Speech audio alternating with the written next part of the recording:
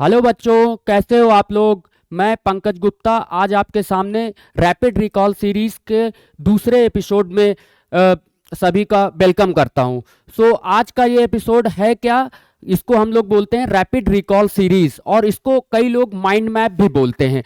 तो जैसा कि प्रीवियस एपिसोड में भी आपने देखा है, इस सेशन का मतलब ये नहीं है कि हमको पूरा चैप्टर पढ़ाना है, उसमें तो बहुत ज़्यादा टाइम लगता है। इसमें हमारा गोल है कि हम लोग चैप्टर के जितने भी कॉन्सेप्ट्स हैं उनको लॉजिकल फैशन में समराइज करें, ताकि हम लोग को रिकॉल करते वक्त बहुत इजीली रिकॉल कर पाएं। और आपको पता है कि हमारा ब्रेन जो है वो इंफॉर्मेशन को स्टोर करता है एक लॉजिकल फैशन में, एक स्टेप वाइज फैशन में। हमारा गोल यही होना चाहिए कि जब भी आप कोई चैप्टर का समरी क्रिएट कर रहे हैं या उसका नोट्स बना रहे हैं, it has to be extremely logical. और जब आप लॉजिकल वे में करेंगे तो आपको रिकलेक्ट करने में, दोबारा उसको याद करने में, रिमेंबर करने में बहुत आप इजीली कर पाएंगे। चलिए, जैसा कि सेशन का नाम ही है रैपिड रिकॉल, तो इसको रिकॉल करने की कोशिश करते हैं बिना किसी देरी के। ये चैप्टर का नाम है मोशन इन वन डायमेंशन। और आपको पता है कि जब फिजिक्स की शुरुआत होती है तो वेक्टर को छोड़ करके मैकेनिक्स का ये सबसे इंपॉर्टेंट पार्ट होता है। और मैकेनिक्स के दो पार्ट होते हैं जिसको हम लोग बोलते हैं काइनामेटिक्स और डायनेमिक्स। लेकिन इन दोनों पार्ट में जाने के पहले पहले हम लोग समझ देते हैं कि मैकेनिक्स का गोल क्या है। जैसे मैकेनिक्स को हम लोग न्यूटोनियन फिजिक्स भी बोलते हैं। तो मैकेनिक्स में हम लोग स्टडी क्या करेंगे, पार्टिकल के मोशन की स्टडी करेंगे, मतलब उसके फ्यूचर को प्रिडिक्ट करने की कोशिश करेंगे गिवन द प्रेजेंट। अब मैंने जब ये स्टेटमेंट बोला कि प्रेजेंट दिया हो, वर्तमान दिया हो और उसके भविष्य की बातें हमको पता करनी रहती हैं, किसके लिए, मोशन के लिए। यही पूरी न्यूटोनियन मैकेनिक्स का गोल होता है। जैसे आपने अगर थोड़ा बहुत देखा होगा, इक्वेशन ऑफ मोशंस आपने लगाया होगा, तो आपको किसी एक पर्टिकुलर टाइम टी पर पोजीशन पता रहती है, वेलोसिटी पता रहती है और फिर उसके बाद उसका एक्सेलरेशन पता रहता है।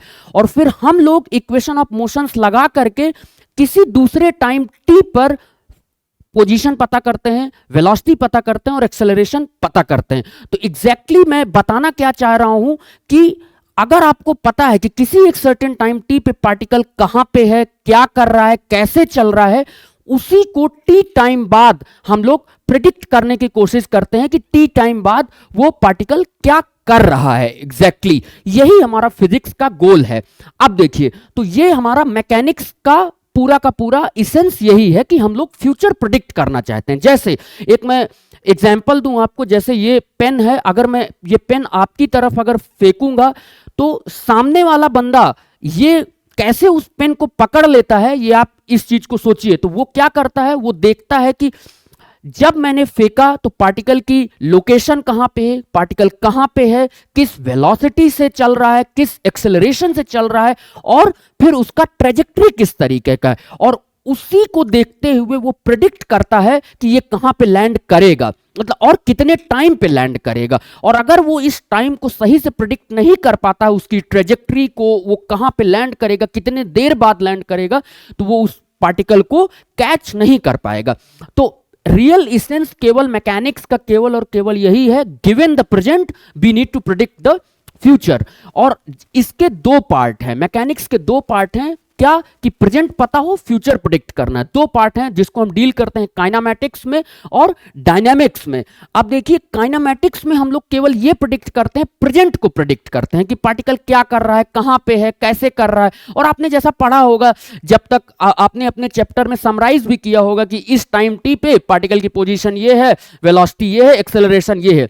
लेकिन आपने कभी ये चर्चा नहीं की होगी या किसी से ये नहीं पूछा होगा कि, या किसी ने आपको ये नहीं बताया होगा कि ऐसा क्यों है, पार्टिकल का एक्सेलरेशन इतना क्यों है, कौन उसको वेलोसिटी दे रहा है, कौन उसको उस पोजीशन तक पहुंचाया।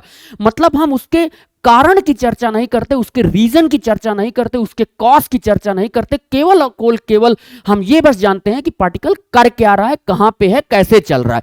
जब हम उसके कारण की भी चर्चा करते हैं कि एक्सेलरेशन उसको किसने प्रोवाइड किया, तब हम आते हैं डायनेमिक्स में, और वो पार्ट होता है न्यूटन्स लॉज ऑफ मोशन। और आपने बहुत फेमस इक्वेशन ऑफ मोशन पढ़ा होगा, F equal to MA Newton's law, right, second law of Newton. तो वहां पे हम लोग को पता चलता है कि उस एक्सेलरेशन का जो कॉज है, उस जो वेलोसिटी के बढ़ने का जो कॉज है, जो पोजीशन के चेंज होने का जो कॉज है, वो है हमारा फोर्स। तो एक चीज तो हम लोगों ने क्लियर कर ली कि ये काइनेमेटिक्स और डायनेमिक्स इस तरीके से हमारा मैकेनिक्स डिवाइडेड है, और ये बहुत जरूरी है, इसको हल्के में मत लीजिएगा। ये बहुत जरूरी है कि फिजिक्स को कैसे डिसइंटीग्रेट किया गया है, कैसे उसको सेग्रीगेट किया गया है, और कैसे हम लोग उसको पढ़ते हैं।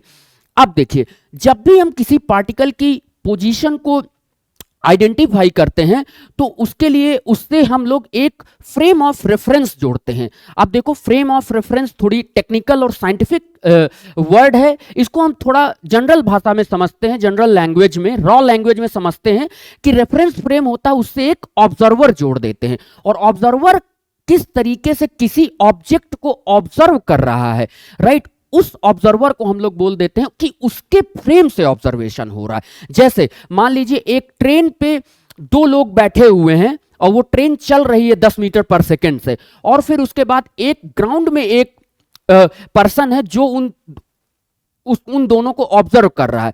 तो ग्राउंड के रेस्पेक्ट में अगर ग्राउंड का ऑब्जर्वर ए है और ट्रेन में बी और सी दो ऑब्जर्वर हैं, तो ग्राउंड के ऑब्जर्वर को हमेशा लगेगा कि बी और सी चल रहे हैं। या अगर ग्राउंड का ऑब्जर्वर सी को ऑब्जर्व कर रहा है तो उसको लगेगा कि सी की कुछ वेलोसिटी है, उसकी पोजीशन लगातार उसके रेस्पेक्ट में चेंज होती चली जा रही है, राइट।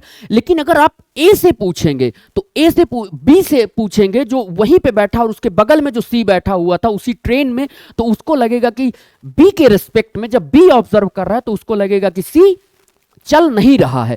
लेकिन ऐसे में हम लोग जो मोशन को डिफाइन करने की कोशिश कर रहे हैं उसमें तो थोड़ा सा पंगा समझ में आ रहा है कि क्यों ऐसा हो रहा है। एक बोल रहा है कि वो चल रहा है और दूसरा बोल रहा है कि वो चल नहीं रहा, लेकिन दोनों ही अपने आप में करेक्ट हैं, मतलब क्योंकि वो उसके फ्रेम ऑफ रेफरेंस से देख रहा है और मैं अपने फ्रेम ऑफ रेफरेंस से देख रहा हूं, तो दोनों अपने अपने फ्रेम में करेक्ट है। और मैं इसके बहुत डिटेल में नहीं जाऊंगा, इसलिए हम लोगों को कहां से ऑब्जर्व कर रहे हो, कौन ऑब्जर्वर है, इसको हम लोग बोलते हैं रेफरेंस फ्रेम। और उसी के रिस्पेक्ट में, ऑब्जर्वर के रिस्पेक्ट में हम लोग डिफाइन कर देंगे कि वेदर उसकी पोजीशन चेंज हो रही है कि नहीं, और फिर हम बोलेंगे कि मोशन हो रहा है कि नहीं।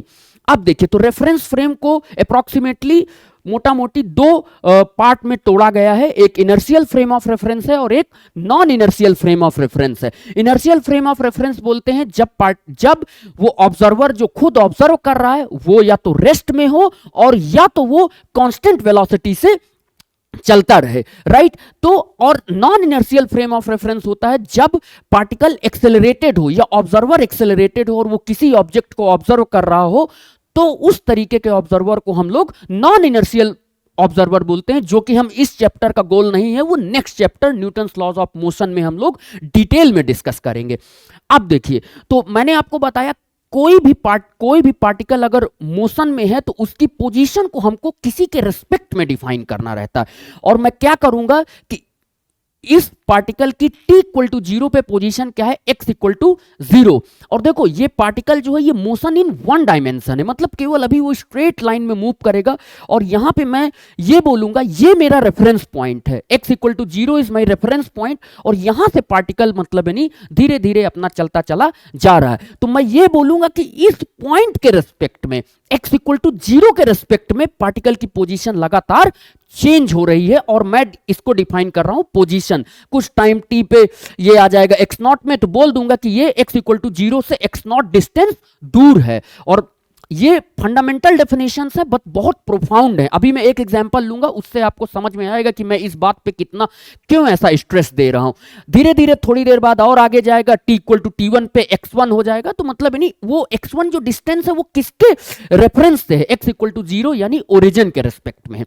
अब देखो, फिजिक्स में हमको रेस्ट और मोशन को डिफाइन करना रहता है, और मैंने आपको क्या बोला, rest and motion observer dependent है। अगर ऑब्जर्वर को लग रहा है कि उसके रिस्पेक्ट में अगर उसकी पोजीशन लगातार चेंज हो रही है, ये जो पोजीशन है, तो मैं बोलूंगा कि वो पार्टिकल मोशन में है। और अगर उसकी पोजीशन उसके रिस्पेक्ट में नहीं चेंज हो रही है तो हम लोग बोलेंगे कि वो पार्टिकल या ऑब्जेक्ट रेस्ट में। जैसे जो मैंने पहले ट्रेन वाला जो आपको एग्जांपल दिया, उस केस में क्या हो रहा है कि जो भी ऑब्जर्वर ग्राउंड का था उसको लग रहा है कि जो सी ऑब्जर्वर था वो v वेलोसिटी से आगे जा रहा है, लेकिन जो b ऑब्जर्वर जो c के साथ ही ट्रेन में बैठा हुआ था उसके रिस्पेक्ट में कोई भी पोजीशन चेंज नहीं हो रही है। और जब पोजीशन चेंज नहीं हो रही तो वो ऑब्जर्वर जो ट्रेन के अंदर से जो ऑब्जर्व किया था वो बोलेगा कि इस पार्टिकल का मोशन, मेरे लिए इस ऑब्जेक्ट का मोशन रेस्ट में है, उसकी पोजीशन नहीं चेंज हो रही। लेकिन मैं अगर ग्राउंड का ऑब्जर्वर हूं तो मेरे को लगेगा कि उसकी पोजीशन लगातार चेंज हो रही, तो मेरे लिए वो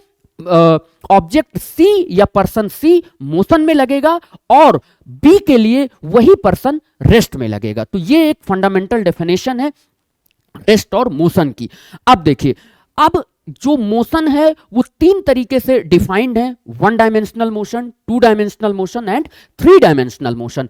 अब देखिए, तो वन डायमेंशनल मोशन आप हमेशा समझ लीजिए, कई बार बच्चे गलती करते हैं, अगर हम लोग डिफरेंस पूछते हैं कि what is the fundamental difference between 1D 2D and 3D, तो सबसे, अगर आपको कहीं पे भी दिक्कत हो तो सबसे बढ़िया डेफिनेशन है, अगर आप पार्टिकल जैसे चल रहा है, अगर आप उसके पाथ को मतलब यानी स्ट्रेट लाइन से जोड़ पाए तो वो हमेशा मोशन वन डायमेंशनल होगा, राइट। तो अगर आप उसके पाथ को वन स्ट्रेट लाइन से नहीं जोड़ पाए, जैसे इसमें पार्टिकल ऐसे चल रहा है, ऐसे चल रहा है, ऐसे चल रहा है, ऐसे चल रहा है, ऐसे चल रहा है, तो आप पार्टिकल की हर एक इंस्टेंट की पोजीशन को एक स्ट्रेट लाइन से जोड़ सकते हैं। तो इस तरीके के मोशन को हम लोग क्या बोलते हैं, वन डायमेंशनल और स्ट्रेट लाइन मोशन, राइट। अब देखो, जैसे ही आपने प्रोजेक्टाइल फेंका, मैंने यहां से एक प्रोजेक्टाइल आपका फेंका, अब देखो प्रोजेक्टाइल आपका ऐसा जा रहा है, राइट, ऐसा। क्या हर इंस्टेंट पे जो प्रोजेक्टाइल की पोजीशन है, क्या आप उसको मतलब यानी एक डॉट से जोड़ पाएंगे? नहीं जोड़ पाएंगे। मतलब एक स्ट्रेट लाइन से मिला पाएंगे? नहीं मिला पाएंगे। तो उस तरीके के मोशन को डिफाइन करने के लिए हमको एक और डायमेंशन की जरूरत पड़ेगी, और इसीलिए डेफिनेशन आती है कॉन्सेप्ट ऑफ प्लेन। इसीलिए हम लोग जो 2D मोशन होता है उसको हम लोग एक प्लेन में डिफाइन करते हैं, ठीक है। तो जैसे आपका प्रोजेक्टाइल मोशन है वो एक 2 डायमेंशनल मोशन है। 3 डायमेंशनल मोशन है, जैसे पतंग उड़ रही है, तो पतंग जब उड़ रही है तो वो 3D में चल रहा है, उसके हर coordinate x y and z everybody is changing. तो उस तरीके के मोशन को हम लोग 3 डायमेंशनल मोशन बोलते हैं। अब देखिए, अब ये सारा का सारा जो डिस्कशन हम लोग करने जा रहे हैं ये 1 डायमेंशनल मोशन के लिए हम लोग करने जा रहे हैं। अब देखिए, तो 1 डायमेंशनल में हम लोग सबसे पहले डिस्टेंस को डिफाइन करते हैं। अगर कोई पार्टिकल A से B गया हुआ है तो उसने टोटल डिस्टेंस मतलब एक्चुअल पाथ लेंथ उसको हम लोग नाप लेंगे मेजरमेंट से, किसी भी टेप से या फीते से, कोई भी मेजरिंग इंस्ट्रूमेंट होगा उससे हम नाप लेंगे, वो टोटल लेंथ हमको डिस्टेंस दे देती है। और डिस्प्लेसमेंट की फंडामेंटल डेफिनेशन क्या है कि डिस्प्लेसमेंट क्या करता है कि आप A से B गए हैं, लेकिन उनके बीच का जो शॉर्टेस्ट डिस्टेंस है, जो पाथ लेंथ है, shortest path length between A and B, वो हमेशा एक स्ट्रेट लाइन को जोड़ देंगे A से B के बीच और आपको हमको डिस्प्लेसमेंट मिल जाएगा। और डिस्टेंस एक स्केलर क्वांटिटी है और डिस्प्लेसमेंट एक वेक्टर क्वांटिटी। अब देखिए, फिर से मैं डिस्प्लेसमेंट को डिफाइन कर रहा हूं कहां पे, x इक्वल टू 0 मेरा एक रेफरेंस पॉइंट है, अगर मैं उससे राइट साइड की तरफ जाऊंगा तो मेरा डिस्प्लेसमेंट हमेशा पॉजिटिव है, और ये मैंने मान लिया है, राइट। आप अगर उल्टे डायरेक्शन को मानना चाहते हैं उल्टे डायरेक्शन को मान लीजिए। तो ये कन्वेंशन है जो जनरल फिजिसिस्ट या सभी लोग यही यूज करते हैं, इसलिए हम लोग यूज कर लिए हैं, राइट। अब देखो, इधर की तरफ जाओगे, इस ओरिजिन के इधर की तरफ जाओगे तो उसको हम बोल देंगे कि निगेटिव डिस्प्लेसमेंट है, केवल डायरेक्शन को बताने के लिए ऐसा किया गया। जैसे आपका घर है, यहाँ पे घर से इधर गए हो, मान लो राइट साइड गए हो, तो बोल दोगे कि मेरा डिस्प्लेसमेंट प्लस 10 मीटर है, मतलब यानी 10 मीटर मैं घर से लेफ्ट की दिशा में गया हूं। अब जैसे इधर की तरफ जाओगे तो इधर -10 मीटर। और ऐसा क्यों किया गया? जैसे आपको किसी से बताना है तो आप कोई आपसे पूछता है कि आप अपने घर से कितने दूर हैं या रेफरेंस पॉइंट से कितने दूर हैं, तो आपको उससे एक डायरेक्शन तो एसोसिएट करनी ही पड़ेगी, डायरेक्शन को जोड़ना पड़ेगा कि आप अपने घर से या अपने रेफरेंस पॉइंट से राइट साइड हैं या लेफ्ट साइड हैं। केवल अगर आप ये बोल देंगे कि 10 मीटर दूर हूं अपने घर से, तो ये तो बहुत ही इनकम्प्लीट स्टेटमेंट हो गया, राइट। सो इसी इनकम्प्लीटनेस को कंप्लीट करने के लिए डिस्प्लेसमेंट जैसा कॉन्सेप्ट फिजिक्स में इंट्रोड्यूस किया गया है, राइट। और डायरेक्शन को इतना ज्यादा इंपॉर्टेंस दिया गया है। अब देखिए बच्चों, यहां पे ये बहुत ज्यादा आता है एग्जाम्स में, जैसे ये मॉड एस लगा दिया। मॉड एस का मतलब क्या है कि जो डिस्टेंस है, जो टोटल डिस्टेंस है, वो क्या होगी कि मतलब यानी हमेशा डिस्प्लेसमेंट या डिस्प्लेसमेंट के बराबर हो सकती है या डिस्प्लेसमेंट से हमेशा बड़ी होगी। ये आपको समझ में भी आता है। देखो अगर पार्टिकल ऐसे ऐसे ना चल के केवल अगर ए से बी अगर स्ट्रेट लाइन में चलता तो distance is always equal to displacement. अगर पार्टिकल मोशन इन 1D में अगर सीधा चलता चला जा रहा है और वो कभी वापस लौट के नहीं आ रहा, तो ऐसे केस में हम लोग क्या बोलेंगे कि अगर वो डायरेक्शन रिवर्स नहीं कर रहा है तो हमेशा distance is always equal to displacement. Otherwise अगर वो लौटा देखो यहां से यहां तक गया और फिर लौटा तो डिस्प्लेसमेंट तो इतना ही हुआ, बहुत छोटा सा हुआ, राइट। लेकिन डिस्टेंस कितनी हुई, इतना गया और फिर इतना गया, एक्चुअल पाथ लेंथ। तो इस बात का, इस इनइक्वालिटी का ये मतलब है। अब देखिए कि अब हम एक और डेफिनेशन को इंट्रोड्यूस करेंगे, स्पीड। ऑल्दो आप सभी लोग को पता है 9वीं 10वीं में सभी बच्चे पढ़ के आते हैं, बट फिर भी क्योंकि डिस्कशन का पार्ट है और हमको मतलब नहीं सभी नुआंसेस को पूरी तरीके से क्लियर करने रहते हैं। अब स्पीड को कैसे डिफाइन किया गया है, rate of change of distance per unit time. So total distance और जितना आपने टाइम लिया हो उस पर अगर आप डिवाइड कर देंगे तो ये स्पीड आ जाएगी। स्पीड नॉन यूनिफॉर्म भी हो सकती है, यूनिफॉर्म भी हो सकती है। आप 50 मीटर पर सेकेंड से कांस्टेंट स्पीड से भी चलते चले जा सकते हैं और कभी 50 किया फिर 40 हुआ, 60 हुआ, 70 हुआ, तो वो ये नॉन यूनिफॉर्म स्पीड है, राइट। सो इस पे बहुत ज्यादा हमको डिटेल जानने की जरूरत नहीं है।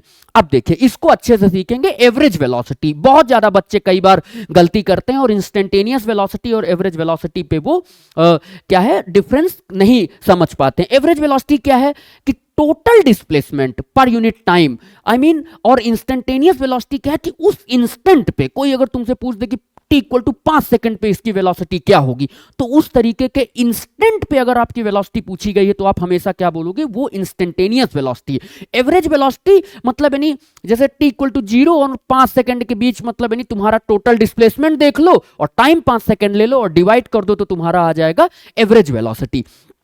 ठीक है, अब देखो तो ये, अब इसको थोड़ा समझने की कोशिश करते हैं। तो ये क्या है, ये तो एवरेज वेलोसिटी देखो नीचे कॉन्सेप्ट है। अब देखो इसको हमने क्या किया है, स्पीड को भी थोड़ा समझ लेते हैं। स्पीड में क्या है, ये जो है टोटल डिस्टेंस आपने मतलब यानी निकाल दी और डिवाइडेड बाय टाइम, तो ये आपकी आ जाएगी इंस्टेंटेनियस स्पीड। अब वो एवरेज स्पीड आ जाएगी। अब देखो इंस्टेंटेनियस स्पीड क्या है कि छोटे टाइम dt में, बहुत जो कि टेंडिंग टू जीरो है, इनफाइनाइटेशनली स्मॉल टाइम है, उसमें आपने कितनी डिस्टेंस ट्रैवल की है उसको आप डिवाइड कर दो dt से, dx बाई dt, तो ये आपकी इंस्टेंटेनियस वेलोसिटी आ जाएगी और ये हमेशा पॉजिटिव, इंस्टेंटेनियस स्पीड आ जाएगी और ये हमेशा पॉजिटिव होगी। अब देखो वेलोसिटी को समझते हैं। वेलोसिटी क्या है, rate of change of displacement per unit time, right. Rate of change of displacement मतलब डिस्प्लेसमेंट पर यूनिट टाइम। इसमें भी है यूनिफॉर्म वेलोसिटी भी हो सकती है और क्या है नॉन यूनिफॉर्म वेलोसिटी भी हो सकती है। वेलोसिटी एक वेक्टर क्वांटिटी है। क्यों, देखो अब हमने जो वेलोसिटी हम लोग डिफाइन करने जा रहे हैं, मान लो एवरेज वेलोसिटी हमको डिफाइन करना है, तो देखो net displacement delta x, net vector लगा हुआ है इस पे, डिवाइडेड बाई डेल्टा टी। तो ये क्या है, ये एक vector quantity. Instantaneous velocity define करनी है तो आपको dt टाइम में, जो कि बहुत स्मॉल टाइम इंटरवल है, उसमें आपका कितना डिस्प्लेसमेंट हुआ है, dx डिस्प्लेसमेंट हुआ है, डिवाइड कर दिया तो आपका ऐसे आ जाएगा। अब देखिए इसमें क्या है कि जो देखो आपने देखा कि एवरेज स्पीड और इंस्टेंटेनियस स्पीड, देखो इंस्टेंटेनियस स्पीड हमेशा पॉजिटिव होगी, स्पीड हमेशा पॉजिटिव, क्योंकि उसके साथ तो कोई डायरेक्शन एसोसिएटेड है नहीं, राइट। अब यहां पे देखो इंस्टेंटेनियस स्पीड पॉजिटिव भी हो सकती है, इक्वल टू 0 भी हो सकती है और ग्रेटर देन 0 भी आपकी हो सकती है, राइट। अब इस केस में आप लोग कैसे समझेंगे कि देखो डिस्प्लेसमेंट, क्योंकि हमको पता है, जैसे इसी एग्जांपल में देख लेते हैं, जैसे जब इधर की तरफ जा रहा है तो इसका डिस्प्लेसमेंट कितना है, डेल्टा एक्स, पॉजिटिव डिस्प्लेसमेंट है, कुछ टाइम लिया होगा तो आपने डिवाइड कर दिया, बिल्कुल सही बात है। तो आपका आ गया इंस्टेंटेनियस वेलोसिटी पॉजिटिव आ गया। अब देखो जहां से यहां से चले और फिर वापस आ गए तो नेट डिस्प्लेसमेंट आपका कितना हो गया, 0। तो इसका मतलब इंस्टेंटेनियस वेलोसिटी आपका, इसके बाद dx, ये एवरेज वेलोसिटी की मैं बात करूं तो 0 हो गया, और इंस्टेंटेनियस वेलोसिटी भी आपकी ऐसे ही 0 हो जाएगी अगर आपका मतलब है डिस्प्लेसमेंट 0 होगा, राइट। अब देखो ये लेस देन 0 भी हो सकता है जब पार्टिकल इधर की तरफ डिस्प्लेसमेंट ले रहा हो। लेस देन 0 मतलब इंस्टेंटेनियस वेलोसिटी आपकी निगेटिव है, v आपकी निगेटिव है। v निगेटिव होने का सिंपल मतलब है कि पार्टिकल इधर की तरफ ट्रेवल कर रहा है, ना कि इधर की तरफ, राइट। सो आपको थोड़ा बहुत आइडिया लग गया होगा कि जो इंस्टेंटेनियस वेलोसिटी वो पॉजिटिव भी हो सकती है, 0 भी हो सकती है, और आपका क्या है कि नेगेटिव भी हो सकती है। जीरो कब हो सकती है? जब मतलब यानी वहां पे कोई rate of change of displacement ना हो। अब देखो एवरेज वेलोसिटी को भी ऐसे ही समझ सकते हैं। जैसे देखो यहां से यहां एवरेज वेलोसिटी का डेफिनेशन क्या है, यहां से यहां गए, टोटल डिस्प्लेसमेंट लिया और फिर इधर आ गए, और मान लो अगर जहां से चले थे वहीं पे वापस आ गए 10 सेकंड में, तो टोटल डिस्प्लेसमेंट कितना हो गया? जीरो हो गया। और जब आपका टोटल डिस्प्लेसमेंट जीरो हो गया तो उस केस में आपका एवरेज वेलोसिटी भी जीरो आ गई, राइट। सो एवरेज वेलोसिटी आपकी पॉजिटिव, नेगेटिव, जीरो कुछ भी हो सकती है, डिपेंडिंग अपॉन द किस दिशा में आपका डिस्प्लेसमेंट है, राइट। अब देखिए यही मैं यहां पे बताने की कोशिश किया था कि रेफरेंस पॉइंट से आप पॉजिटिव डायरेक्शन में जा रहे हैं तो वेलोसिटी आपकी पॉजिटिव है, और देखो क्यों क्यों आपका डिस्प्लेसमेंट पॉजिटिव है। इधर आप जा रहे हैं तो आपका डिस्प्लेसमेंट नेगेटिव है, इसका मतलब वेलोसिटी आपकी नेगेटिव हो जाएगी। तो ये केवल और केवल रेफरेंस पॉइंट से डिपेंड कर रहा है कि मैंने राइट हैंड साइड की डायरेक्शन को पॉजिटिव मान लिया है तो इसलिए वो डिस्प्लेसमेंट पॉजिटिव, तो velocity positive. Left hand side अगर तुम अपने रेफरेंस पॉइंट से अपने घर से अगर इधर की तरफ जा रहे हो तो नेगेटिव उसको मान रखा है। तो ये केवल डायरेक्शन इसलिए एसोसिएट की गई है, जैसा कि मैं पहले बता चुका हूं, क्योंकि हमको पता रहे कि वो किस दिशा में चल रहा है। इसलिए अगर नहीं डायरेक्शन को एसोसिएट किए होते तो हमें पता ही नहीं चलता कि वो किस दिशा में चल रहा है, राइट। अब चलिए, अब हम लोग एवरेज वेलोसिटी अगर आपका एक्स का फंक्शन है, अब जल्दी जल्दी थोड़ा इनको देखते हैं, ये केवल फॉर्मूलेज हैं, राइट। और अगर आपका ये velocity as a function of x अगर आपका दिया हुआ है, राइट, अगर आपका velocity as a function of x दिया हुआ है तो एवरेज वेलोसिटी क्या है? सीधे सीधे उसको x1 x2 v dx upon x1 x2 into dx। और आप जानते हैं कि मतलब यानी ये तो किसी भी फंक्शन का, मैथ्स के जो बच्चे होंगे उनको बहुत अच्छे से पता होगा कि किसी भी फंक्शन का एवरेज लेने का फॉर्मूला यही होता है। तो एवरेज वेलोसिटी ऐसा है अगर आपका velocity as a function of x दिया हो तो। अब देखो एक्सेलरेशन को इसी तरीके से डिफाइन कर लेते हैं, change in velocity per unit time. और एक्सेलरेशन भी आपका यूनिफॉर्म हो सकता है, नॉन यूनिफॉर्म हो सकता है। यूनिफॉर्म जब हो सकता है जब आपकी वेलोसिटी हर सेकंड 2 मीटर पर सेकंड से बढ़ रही हो, 10 से 12, 12 से 14, 14 से 16, 16 से 18, हर सेकंड में 2 मीटर, तो एक्सेलरेशन आपका यूनिफॉर्म रेट से बढ़ रहा है। नॉन यूनिफॉर्म रेट से मान लो 15 मीटर इनिशियल वेलोसिटी थी, अगले 18 हो गई, 25 हो गई, फिर 33 हो गई, तो हर सेकंड आपका जो वेलोसिटी को जो बढ़ने का दर है, जो रेट है, वो मतलब चेंज हो रहा है, तो उसको हम लोग नॉन यूनिफॉर्म वेलोसिटी बोल देंगे। अब देखो नॉन यूनिफॉर्म एक्सेलरेशन बोल देंगे। अब एवरेज एक्सेलरेशन वही change in velocity divided by delta T time taken, उसी को हम लोग इस तरीके से भी लिखते हैं, final velocity vector minus initial velocity vector divided by delta t. और सिमिलरली ये भी positive equal to zero, negative हो सकता है डिपेंडिंग अपॉन द डायरेक्शन, किस दिशा में जा रहे हो, फाइनल वेलोसिटी क्या है, इधर जा रहे हो उधर जा रहे हो, उस हिसाब से तुम्हारा एक्सेलरेशन डिफाइन हो जाएगा, राइट। अब देखो तो ये वही है कि अगर बिल्कुल भी कंफ्यूज मत होना, पॉजिटिव और नेगेटिव का केवल और केवल मोशन इन वन डायमेंशन में मतलब है डायरेक्शन से। कई बार बच्चे इस चीज को गलत समझ लेते हैं और पॉजिटिव नेगेटिव को सही से इंटरप्रेट नहीं कर पाते, बट इसका केवल और केवल जो खेल है वो केवल और केवल डायरेक्शन का है, ठीक है। अब देखो तो इंस्टेंटेनियस वेलोसिटी अगर आपको डिफाइन करनी, एक्सेलरेशन डिफाइन करना है तो dt टाइम में कितना infinitesimally small amount of velocity change आया है, dB बाई dt, ये भी हो गया। अब देखो एवरेज एक्सेलरेशन अगर निकालना है तुमको, और अगर मान लो तुमको a as a function of t दिया हो, a as a function of t दिया हो, तो सीधे सीधे इसको t1 से t2 a dt divided by t1 से t2 a dt ये कर देंगे, तो एवरेज एक्सेलरेशन जैसे एवरेज वेलोसिटी निकली थी उससे आपका निकल जाएगा। अब देखो ये एक बहुत फेमस फॉर्मूला है, कई बार बच्चे इसको याद नहीं रख पाते हैं। देखो ये a क्या है, a dv बाई dx, और a dv बाई dx का मतलब है अगर v as a function of x दिया हो, v as a function of x दिया हो तो सीधे सीधे उसका डेरिवेटिव ले लेंगे x के रेस्पेक्ट में, और जो भी हमारा v as a function of x था उसको मल्टीप्लाई कर देंगे और हमारा एक्सेलरेशन आ जाएगा। ये बहुत सारे जेई मेंस के सवालों में सीधे सीधे dv बाई dt न पूछ करके इस तरीके से v as a function of x दिया रहता है, तो ऐसे केस में हमको इस फॉर्मूले को सीधे सीधे याद कर लेना, v dv बाई dx, ठीक है। चलिए अब आगे बढ़ते हैं। अब देखिए तो एक चीज और होता है कि अगर अगर आपको position as a function of time दिया हो, अब थोड़ा ग्राफ की चर्चा करते हैं और थोड़ा मैथमेटिक्स में जाने की कोशिश करते हैं। तो इधर देखिए, अगर आपका position as a function of t दिया है, अगर आप इसको डिफरेंशिएट कर देंगे dx बाई dt, तो आपको वेलोसिटी मिल जाएगी which is rate of change of x per unit time, right. bt को डिफरेंशिएट कर देंगे, rate of change of velocity आपको एक्सेलरेशन दे देगा। तो ये dx बाई dt, ये dv बाई dt।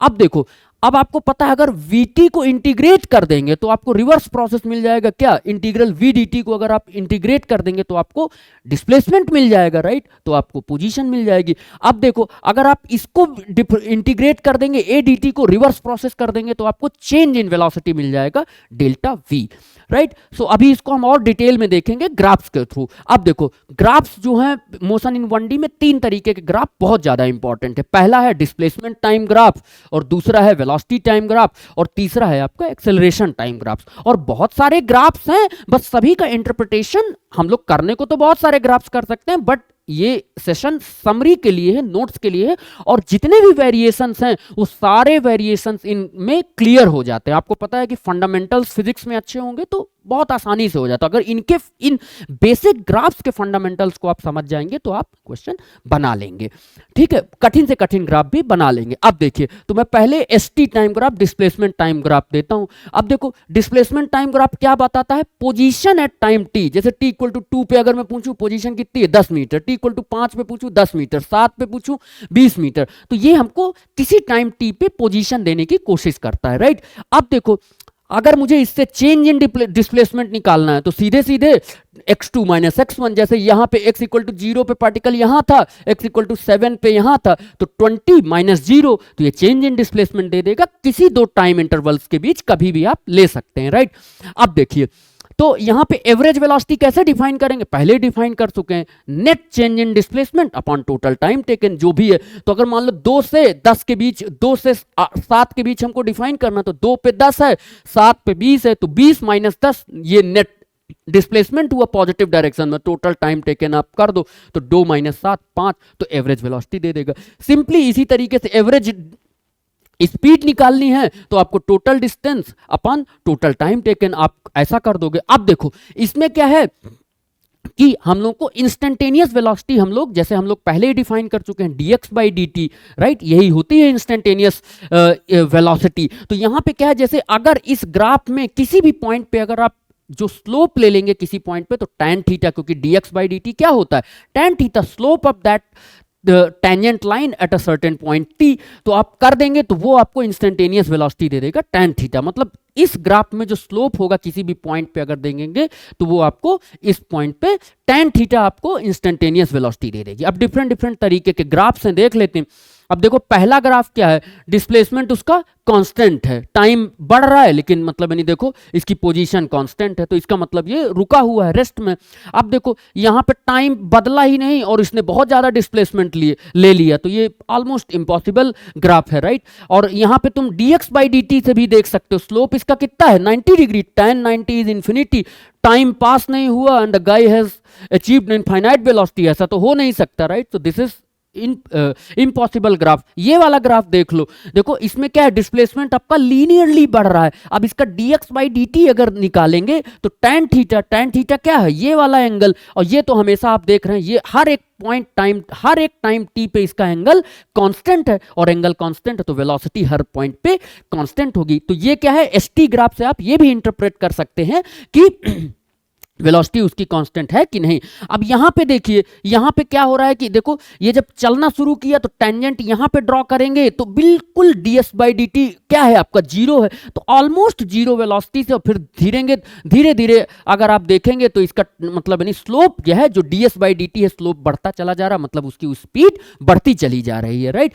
इसी तरीके से इसमें देखो, ये एक 0 स्पीड से ना स्टार्ट होकर के यहां पे देखेंगे टेंजेंट लाइन खींचेंगे तो कुछ एंगल आ जाएगा t से, तो इसका मतलब क्या हुआ कि यहां पे भी ये कुछ वेलोसिटी से चल रहा है, राइट। इनिशियल वेलोसिटी इसकी 0 नहीं है लाइक दिस, और इसकी धीरे धीरे देखेंगे तो इसका स्लोप जो है वो घटता चला जा रहा है, और इसका मतलब क्या हुआ कि इसकी वेलोसिटी धीरे धीरे 0 होती चली जा रही है या कम होती चली जा रही है। अब देखो, इसमें क्या है, समय बढ़ा और देखो t इक्वल टू 0 पे पार्टिकल अपने रेफरेंस पॉइंट से कुछ दूरी पर था, फिर धीरे धीरे वो देखो अपने रेफरेंस पॉइंट की तरफ आ रहा है, अपने ओरिजिन की तरफ आ रहा है, और जैसे ही ओरिजिन पे पहुंचा इस टाइम t पे उसका डिस्प्लेसमेंट 0 हो गया, और फिर ये इधर जा रहा है, डिस्प्लेसमेंट निगेटिव, मतलब कि वो ओरिजिन के लेफ्ट साइड पे चल रहा है, इधर चल रहा है, और ये आपका ऐसे आ गया। और देखो सबसे बड़ी बात इस क्वेश्चन में क्या है कि अगर आप स्लोप देखेंगे तो स्लोप इसका क्या है, नेगेटिव है, मतलब पूरे टाइम उसकी वेलोसिटी क्या है, नेगेटिव है। मतलब वो पहले अगर मेरा ये रेफरेंस पॉइंट था तो वो पहले पार्टिकल यहां पे था,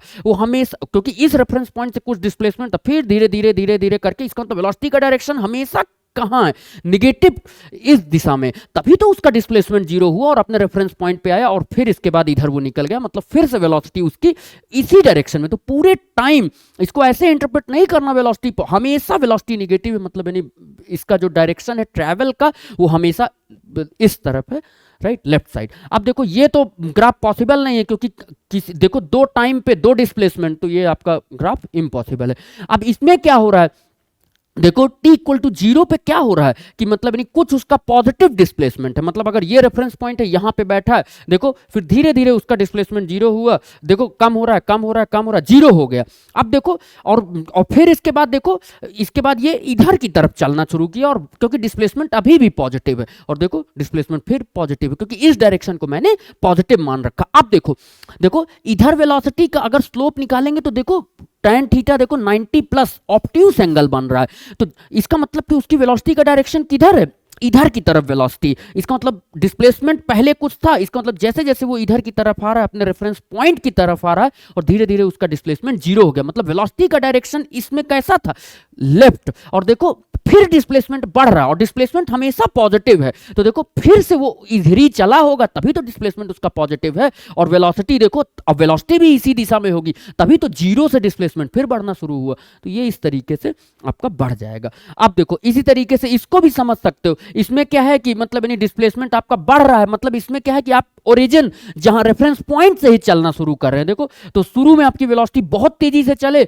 यहां पे ds बाई dt आपका 0 है, dx बाई dt देखो आपका वेलोसिटी यहां 0 हो गया, फिर आपका क्या हुआ, डिस्प्लेसमेंट 0, और देखो वेलोसिटी क्या हो गई, निगेटिव। अभी यहां पे क्या tan थीटा पॉजिटिव था, घटता हुआ स्लोप, यहां पे देखो यहां पे tan थीटा क्या है, देखो 0 से अब देखो इधर की तरफ नेगेटिव है, बढ़ता हुआ स्लोप, तो अब आपकी वेलोसिटी इधर की तरफ धीरे धीरे करके बढ़ती रहेगी, और अंतिम में इस टाइम पे आपका 0 हो जाएगा। तो इस तरीके से इन सारे ग्राफ्स को आप इंटरप्रेट कर सकते हैं। अब देखिए इसको भी देख लीजिए, तो इसमें अगर आप देखेंगे, तो अगर इसमें आप देखेंगे तो O से A slope constant, velocity velocity हमेशा क्या है, पॉजिटिव, राइट, और स्लोप कांस्टेंट है, तो वेलोसिटी कांस्टेंट वेलोसिटी। इधर भी A से B में लाइन ही है, वेलोसिटी पॉजिटिव, देखिए डिस्प्लेसमेंट पॉजिटिव, और वेलोसिटी क्या है, dx by dt, slope positive, तो इधर ही चलता चला जा रहा है, डिस्प्लेसमेंट बढ़ रहा है। देखो यहाँ पे इसका ऑब्ट्यूस एंगल बनाएगा, तो डिस्प्लेसमेंट मतलब वेलोसिटी निगेटिव, वेलोसिटी ऐसे आ गई, तो अब धीरे धीरे डिस्प्लेसमेंट, क्योंकि अब ओरिजिन की तरफ लौट रहे हो, राइट, तो डिस्प्लेसमेंट थोड़ा सा घटेगा, और आपने फिर थोड़ा सा ऐसे इंक्लाइन कर लिया तो फिर स्लोप चेंज होगा, मतलब वेलोसिटी आपने बदली लेकिन दिशा उसकी वही है, ऑब्ट्यूस एंगल, और थोड़ी देर बाद धीरे धीरे आप मतलब अपने रेफरेंस पॉइंट पर पहुंच जाएंगे और आपका 0 हो जाएगा। अब देखो, अब इसके बाद हम लोग वीटी टाइम ग्राफ को भी ऐसे ही इंटरप्रेट कर सकते हैं, राइट। तो ये क्या देता है, वेलोसिटी किसी टाइम t पे, t इक्वल टू 2 पे अगर कुछ वेलोसिटी है, ग्राफ पे चले जाएंगे आपको वेलोसिटी मिल जाएगी। एवरेज वेलोसिटी निकालनी है तो आपको क्या करना, चेंज इन वेलोसिटी दो टाइम के बीच यहां से इस ग्राफ से ये कुछ वेलोसिटी ले लेना, यहां से इस ग्राफ से कुछ वेलोसिटी ले लेना, दोनों को सब्ट्रैक्ट कर देना है और डेल्टा टी टाइम से डिवाइड कर देना है, तो आपका एवरेज वेलोसिटी आ जाएगी। अब देखो इसमें अगर आपको इंस्टेंटेनियस एक्सेलरेशन निकालना है तो वो क्या होता है, instant dv by dt, right, वो भी tan थीटा होता है, राइट। तो ये यहां पे नहीं है, इंस्टेंटेनियस एक्सेलरेशन क्या होगा, dv बाई dt, और स्लोप क्या होगा, tan थीटा। अब देखो इसमें एक इंपॉर्टेंट बात ये है कि इसका जो एरिया है वो आपको डिस्प्लेसमेंट देगा। अगर आप मतलब यानी इस पूरे किसी टाइम इंटरवल के बीच अगर आप एरिया अंडर द कर्व निकाल देंगे तो वो आपको क्या दे देगा, डिस्प्लेसमेंट दे देगा यहाँ पे, राइट। अब देखो तो ये आपको पता चल गया कि एक्सटी ग्राफ में कोई ऐसा नहीं था कि एरिया क्या देगा, राइट, लेकिन वेलोसिटी टाइम ग्राफ में हमको पता है कि इसका एरिया हमको क्या है, डिस्प्लेसमेंट दे देगा। अब डिफरेंट तरीके के वेलोसिटी टाइम ग्राफ भी वही हैं बट इंटरप्रेट कर लेते हैं। इसमें क्या है, वेलोसिटी कांस्टेंट है, टाइम बीत रहा है वेलोसिटी वही है। इसमें क्या टाइम बीता नहीं, वेलोसिटी इनफाइनाइट हो गई, तो ये मतलब यानी इम्पॉसिबल ग्राफ है। इसमें क्या है, देखो वेलोसिटी बढ़ रही है लीनियरली, हर एक पॉइंट पे अगर आप थीटा देखेंगे tan थीटा, तो एक्सेलरेशन क्या होता है dv/dt, तो इसमें क्या है आपका एक्सेलरेशन भी कांस्टेंट रेट से बढ़ रहा है। इसमें अब देखिए इस वाले में अगर आप देखेंगे, इस वाले में, इसमें अगर आप देखेंगे तो क्या है कि इसमें क्या है, इसकी इनिशियल वेलोसिटी देखो क्या है, इनिशियल वेलोसिटी नेगेटिव है। और एक चीज बता दूं, इसमें आपको कभी ये नहीं बता सकते कि पार्टिकल कहां पे था, मतलब वेलोसिटी टाइम ग्राफ में ये इंफॉर्मेशन नहीं होती कि पार्टिकल कहां पे था, राइट। वो क्या करता है कि मतलब ये तुमको ये बता रहा है कि t=0 पे जब पार्टिकल को मैंने अपनी आंखें खोली या ऑब्जर्वर ने अपनी आंखें खोली तो क्या पाया कि वो इस दिशा में चल रहा था, राइट। देखो इस दिशा में चल रहा था, और फिर इसके बाद देखा, उसके बाद उसका वेलोसिटी देखो उस दिशा में 0 हो गया, देखो तो। और इसका मतलब क्या है, dv/dt अगर देखेंगे तो एक्सेलरेशन क्या है, पॉजिटिव है, और वेलोसिटी इनिशियल क्या थी, ऐसे थी, और कुछ समय बाद देखो वेलोसिटी क्या हो गई उसकी 0, तो देखो मतलब इधर की वेलोसिटी 0 हुई ना, तो इसका मतलब एक्सेलरेशन आपका इधर पॉजिटिव होगा। देखो इसीलिए वेलोसिटी उसकी 0 हुई, क्योंकि इधर की तरफ कोई वेलोसिटी बढ़ाना चाह रहा, तुम तो जाना चाह रहे हो इधर, एक्सेलरेशन कह रहा है चलो इधर, तो धीरे धीरे बाद एक्सेलरेशन तो बंद ही नहीं हुआ, चलता रहेगा, और धीरे धीरे बाद यहाँ पे आपकी वेलोसिटी जाकर के 0 हो जाएगी। और फिर थोड़ी देर बाद क्या होगा, एक्सेलरेशन तो अभी भी है, किस दिशा में है, पॉजिटिव, देखो पूरे टाइम लाइन का स्लोप पॉजिटिव है, तो आपका एक्सेलरेशन इधर की तरफ रहेगा, और फिर क्या होगा कि वेलोसिटी आपकी धीरे धीरे उसी दिशा में बढ़ती चली जाएगी जिस दिशा में आपने पॉजिटिव माना हुआ है, राइट। अब देखो इसमें क्या है, t=0 पे जब ऑब्जर्वर ने आंखें खोली तो पाया क्या कि वो किसी सर्टेन वेलोसिटी से चल रहा था, राइट। और वो किधर चल रहा है, इधर ही चल रहा है, राइट, क्योंकि dv/dt पॉजिटिव मतलब tan थीटा पॉजिटिव मतलब एक्सेलरेशन पॉजिटिव, और वो इधर की तरफ ही चलता चला जा रहा है। और मैं ये नहीं बताऊंगा कि पार्टिकल कहां पे है, मतलब ये information you can not infer anything about the displacement through this kind of velocity time graphs, right. Initial condition हमको बतानी पड़ेगी कि पार्टिकल कहां पे है, क्या कर रहा था, राइट। बस केवल ये बता सकते हो कि t=0 पे इसकी वेलोसिटी कितनी है। अब देखो ये वाला वेलोसिटी टाइम ग्राफ देखो, अब इसमें मैंने क्या पाया कि वेलोसिटी जब मैंने आंखें खोली ऑब्जर्वर ने तो उसकी कुछ वेलोसिटी थी, और देखा क्या, देखो dv/dt क्या है, ऑब्ट्यूज एंगल बना रहा, tan थीटा इज नेगेटिव, इसका मतलब एक्सेलरेशन आपका नेगेटिव।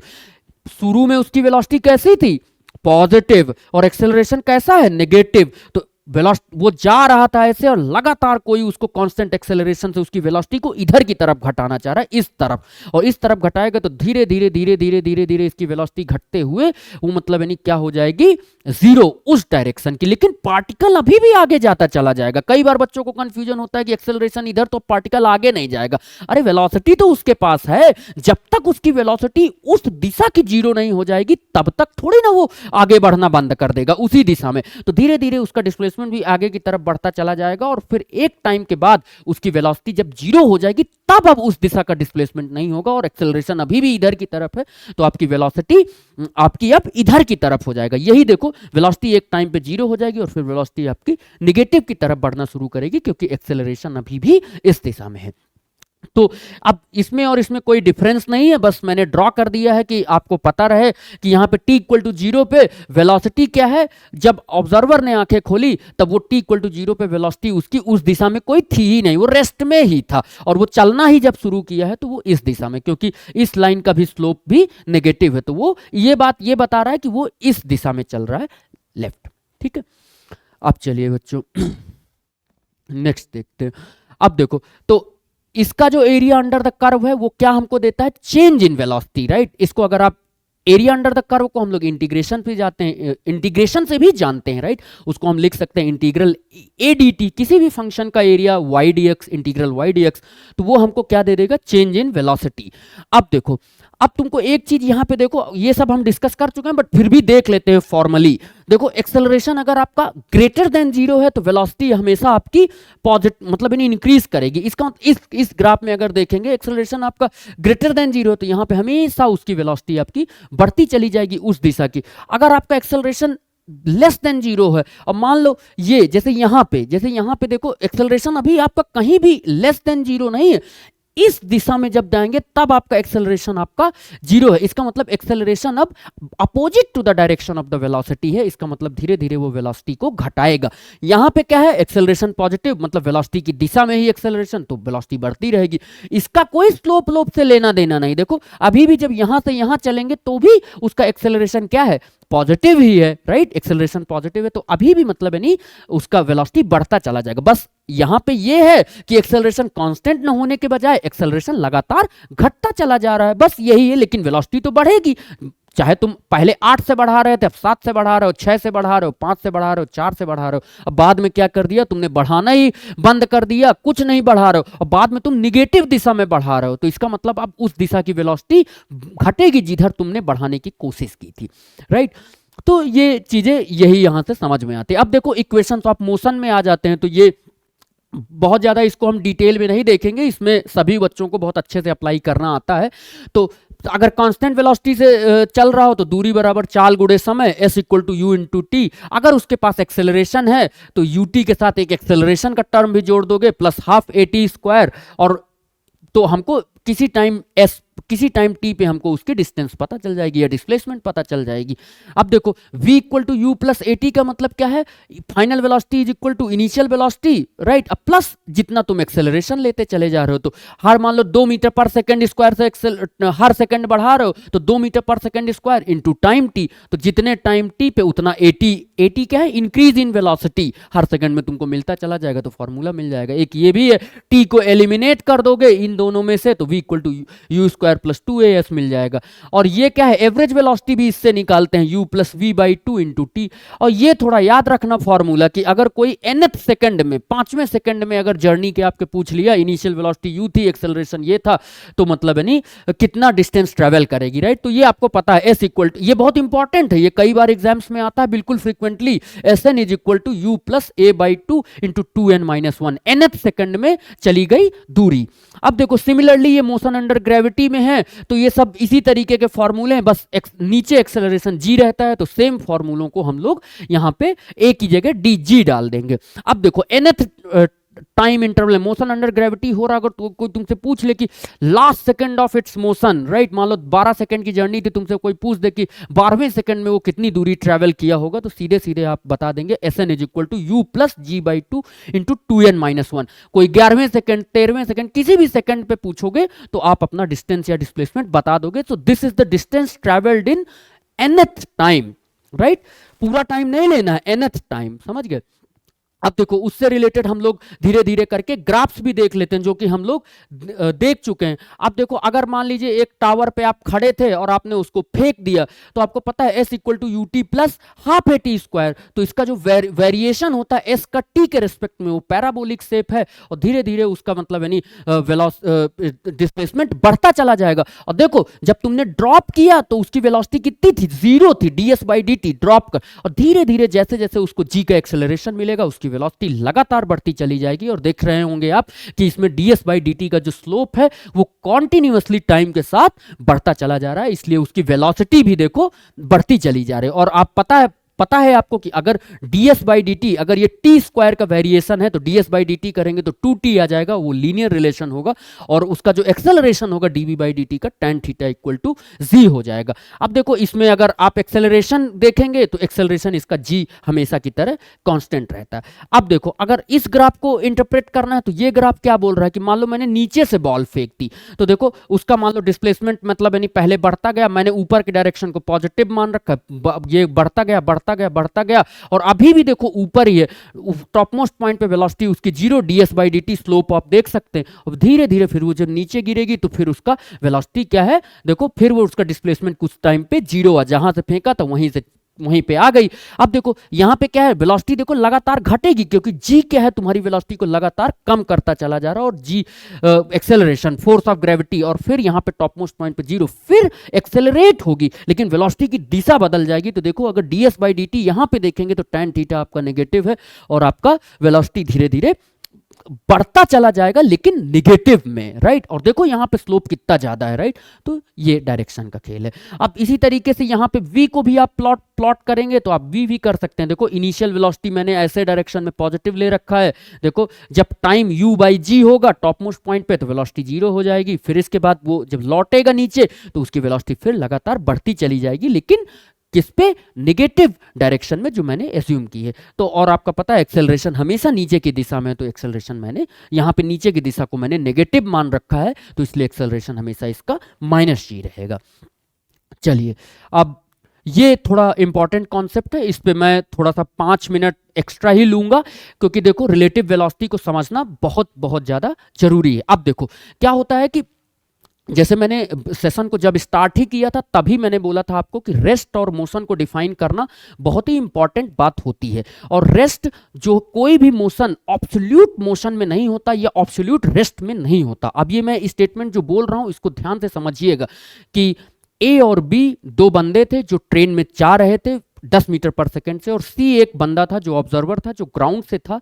तो सी ने जब बी को ऑब्जर्व किया तो उसको लगा कि वो 10 मीटर पर सेकंड से राइटवर्ड जा रहा है, और बी ने जब सी को ऑब्जर्व किया तो ऑब्वियसली वो तो उसी के साथ बैठा हुआ है, उसी के साथ ट्रेन में चलता चला जा रहा है, तो उसकी वेलोसिटी उसको हमेशा 0 दिखेगी, मतलब उसके रेस्पेक्ट में पोजीशन नहीं चेंज हो रही है। और मेरे रेस्पेक्ट में क्या है, उसकी लगातार पोजीशन चेंज हो रही है। किस रेट से चेंज हो रही है, 10 मीटर पर सेकंड से। ग्राउंड के ऑब्जर्वर को लगेगा कि उसकी वेलोसिटी चेंज हो रही है। और देखो नॉर्मल इंट्यूशन भी हमेशा यही कहता है कि जब भी हम किसी चीज को देखते हैं तो ऐसा लगता है कि हम ऑब्जर्वर खुद अपने आप को रेस्ट में मान के ही हर चीज फील करता है। मतलब जैसे जैसे जैसे कभी हम ट्रैवल भी कर रहे हैं, मान लो हम इंदौर से दिल्ली के लिए ट्रैवल कर रहे हैं, तो हम लोग कुछ ऐसे नॉर्मल स्टेटमेंट में बोल देते हैं कि दिल्ली आ गई। मतलब यानी ऐसा नहीं है कि दिल्ली चल के हमारे पास आई है, राइट। हम गए हैं, लेकिन हमारी जो नॉर्मल फीलिंग है रिलेटिव वेलोसिटी की, वो हमेशा हमको लगता है कि हम लोग ऑब्जर्वर हमेशा रेस्ट में ही है। इसीलिए जब रिलेटिव वेलोसिटी का कॉन्सेप्ट इंट्रोड्यूस किया गया तो आप हमेशा यही सुनते होंगे कि जो भी ऑब्जर्वर है उसको पहले रेस्ट में ले आओ और उसकी वेलोसिटी उसको उलट के दे दो या पलट के दे दो, रिवर्स डायरेक्शन में दे दो। तो देखो अब जैसे यहां पे तो मेरे कहने का मतलब ये था कि every motion is a relative motion, nothing is absolute. Motion कभी भी ऑब्सोल्यूट नहीं होता है, वो फ्रेम ऑफ रेफरेंस पे डिपेंड करता है। ये बहुत इंपॉर्टेंट बात है, ठीक है। अब देखिए यहां पे जैसे ये, इसमें केवल एक चीज याद रखिए कि यही एकमात्र फॉर्मूला है। कितना भी टफ सवाल हो, चाहे वो जेईई मेंस, नीट, एडवांस कोई भी हो, यही एकमात्र सवाल याद रखना और कोई भी कंफ्यूजन नहीं पालना है अपने दिमाग में। क्या है कि ए और बी दो ऑब्जर्वर हैं, चल रहे हैं किसी वेलोसिटी से। अब देखो अगर मुझे velocity of A with respect to B लिखना है तो इस तरीके से ये डिफाइन किया गया, velocity of A with respect to velocity of A minus velocity of B. और ये वेलोसिटी ऑफ ए क्या है, विद रिस्पेक्ट टू ग्राउंड है, और ये क्या है, velocity of B with respect to ground है।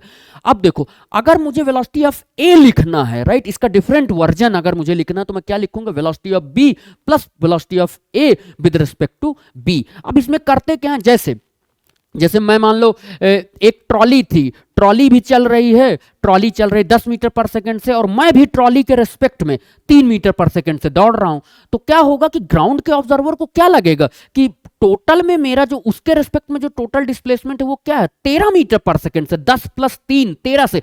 यही ये बता रहा है कि देखो ये जो है ये मेरी, ये जैसे क्या है ना कि ये खुद उसकी वेलोसिटी है जो ट्रॉली चल रही है। और अगर मैं ट्रॉली के रेस्पेक्ट में ट्रॉली पे दौड़ना शुरू कर दूं, मतलब नहीं 3 मीटर पर सेकंड से, तो ये वो velocity of mine with respect to the trolley, मतलब विद रिस्पेक्ट टू बी, उस पे भी अगर मैं दौड़ना शुरू कर दूं, और ये तो ग्राउंड के रिस्पेक्ट में तो ट्रॉली ऑलरेडी वीबी वेलोसिटी से चल रही 10 मीटर, तो बाहर के ऑब्जर्वर को क्या लगेगा कि जो ए है, जो मैं दौड़ रहा हूं, वो ट्रॉली की वेलोसिटी प्लस ट्रॉली के रिस्पेक्ट में मैं किस रेट से दौड़ रहा हूं, दोनों को सम कर दोगे वेक्टोरियली, तो you will get the velocity of the ए। और यही एक बहुत इंपॉर्टेंट फार्मूला होता है। और इसमें 3-4 फार्मूले सबसे ज्यादा जो 3-4 केसेस होते हैं जो सबसे ज्यादा यूजफुल होते हैं। जैसे रिवर का केस होता है। रिवर में क्या होता है कि जैसे आप डाउन स्ट्रीम जा सकते हो। अब जैसे रिवर बह रही है, रिवर मान लो 50 मीटर पर सेकंड से बह रही है, और तुम खुद रिवर के रिस्पेक्ट में अगर तुम खुद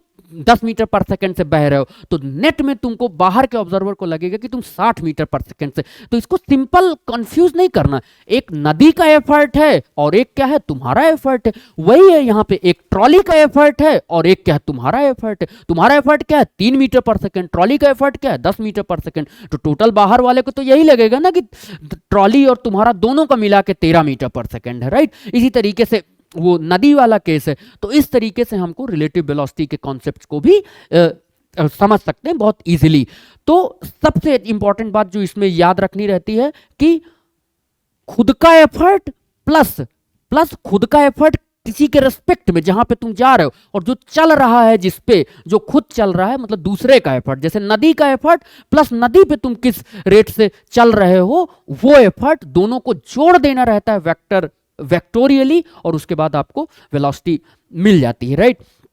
सो अब मैं इस सेशन को यहीं पे कंक्लूड करता हूं, और मैं एक इंपॉर्टेंट बात ये बताता हूं कि ऐसे ही लॉजिकल वे में आपको मतलब यानी अपने माइंड में माइंड मैप्स क्रिएट करना रहता है, जो कि नाम ही ऐसा है। इसको मैं रैपिड रिकॉल जरूर बोल रहा हूं, लेकिन रैपिड रिकॉल का गोल तभी पूरा होगा जब आप इसको एज ए माइंड मैप समझें। और माइंड मैप कैसे समझें, जब भी आप कोई समरी बना रहे हो, कोई नोट्स बना रहे हो, कुछ भी बना रहे हो, हमेशा उसको एक ऑर्डर में बनाइए, एक लॉजिकल वे में बनाइए, और जितनी मिनिमम इंफॉर्मेशन है वही आपको रखनी चाहिए अपने नोट्स में।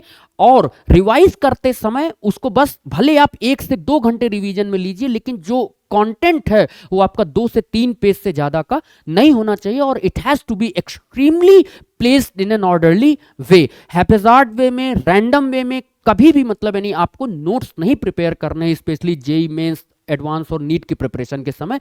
हमेशा ऑर्डर वे में, लॉजिकल वे में, क्योंकि हमारा जब ब्रेन जब रिकॉल करता है, जब याद करने की कोशिश करता है, तो वो हमेशा एक ऑर्डर को ढूंढता है ब्रेन में, राइट। और जैसे ही वो ऑर्डर, जिस ऑर्डर में आपने प्लेस किया है, वो तुरंत ही सारी इंफॉर्मेशन को रिकलेक्ट कर लेता है, तुरंत याद कर लेता है, और आपकी मेमोरी बहुत तगड़ी और स्ट्रांग हो जाती है। इसी के साथ मैं इस सेशन को क्लोज करता हूं। आई होप आप सभी को ये वीडियो अच्छा लगा होगा। Thank you.